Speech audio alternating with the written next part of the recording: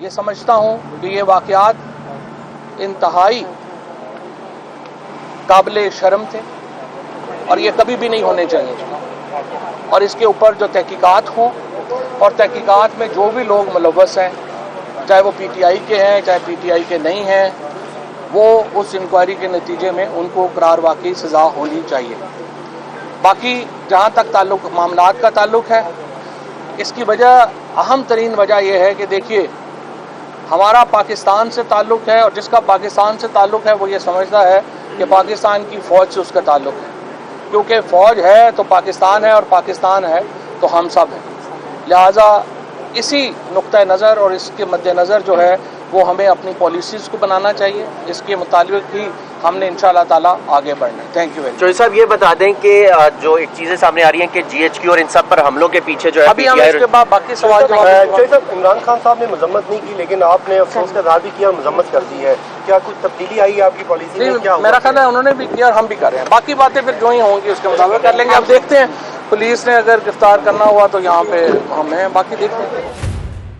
अहम खबर आप तक पहुंचा रहे हैं। फवाद चौधरी ने 9 मई के वाकयात को शर्मनाक करार दे दिया। फवाद चौधरी ने कहा कि फौज है तो पाकिस्तान है। फवाद चौधरी ने 9 मई के वाकयात को शर्मनाक करार दे दिया है। फवाद चौधरी ने मीडिया से बात करते हुए कहा कि फौज है तो पाकिस्तान है। फवाद चौधरी ने खुलकर तनकीद की है और 9 मई के वाकयात को शर्मनाक करार दिया है और साथ में ये भी कहा है कि फौज है तो पाकिस्तान है। अहम खबर आप तक पहुंचा रहे हैं।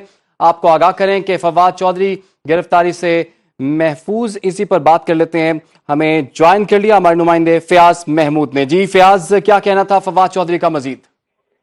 जी देखिए, इस्लामाबाद हाई कोर्ट के सामने उन्होंने गुफ्तगू की है। गुफ्तगू करने के बाद वो अपनी गाड़ियों पर सवार हुए हैं और यहाँ से वो रवाना हो गए हैं। बज़ाहिर यही लग रहा है कि वो यहाँ से अब रवाना हो चुके हैं और पुलिस की कोई नफरी भी उनकी गाड़ी के तरफ में मौजूद नहीं है। फवाद चौधरी ने 9 मई के वाकयात के ऊपर आज खुलकर बात की है और उन्होंने उन वाकयात को न सिर्फ शर्मनाक करार दिया है और बल्कि उन्होंने मजम्मत भी की है। उनसे मैंने सवाल भी पूछा कि आपने तो उन वाकयात की मजम्मत कर दी है, खासकर उन्होंने जो उस दिन हमले हुए थे उनके ऊपर उन्होंने मजम्मत भी की है और उनको शर्मनाक वाकयात करार दे दिया है। उन्होंने कहा जो कुछ हुआ ये वाकयात नहीं होने चाहिए थे, तहकीकात करके जिम्मेदारान को आइडेंटिफाई भी होना चाहिए, उन्होंने ये भी कह दिया है। मैंने उनसे सवाल किया कि आप जो है इमरान खान अभी तक मजम्मत नहीं कर रहे लेकिन आपने मजम्मत कर दी है, तो क्या आपकी कोई पॉलिसी में तब्दीली आ गई है? तो इस पे उन्होंने कहा था कि मैं इस पे बाद में बात करूंगा, लेकिन उन्होंने इस हवाले से और कोई मजीद जो है जवाब नहीं दिया। बहरहाल वो इस वक्त यहाँ से रवाना हो चुके हैं और दीगर जो उनके साथी थे वो भी यहाँ से गए।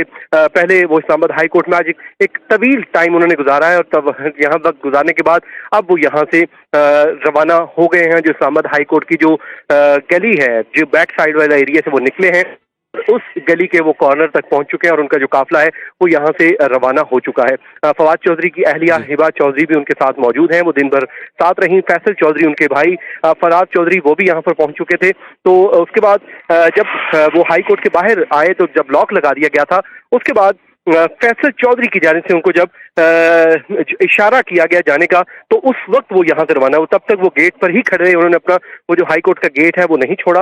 लेकिन उसके बाद उनसे क्योंकि मैं पास ही मौजूद था तो फैसल चौधरी ने उनको इशारा किया। फवाद चौधरी ने 9 मई के वाकयात को शर्मनाक करार दे दिया है। बहुत शुक्रिया फयाज महमूद, आपने हमें तफसीलात से आगाह किया।